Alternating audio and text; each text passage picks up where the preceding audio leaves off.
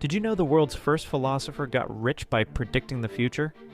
2,600 years ago, a man named Thales shocked all of ancient Greece. He looked up at the sky and said, "The sun will disappear on this exact day." People thought he was crazy, but when that day came, the sun vanished completely. A total solar eclipse, predicted perfectly. But here's where it gets interesting. Thales didn't just show off his knowledge, he used it. He knew that after the eclipse, people would panic about bad harvests. So months before, he quietly bought up every olive press in the region for almost nothing. When harvest time came, everyone needed those presses. Thales controlled the entire market. He made a fortune in one season. The lesson? True wisdom isn't just about knowing things, it's about seeing what others can't see and taking action. Thales proved that philosophy and profit aren't opposites. When you understand how the world really works, you gain the power to shape it.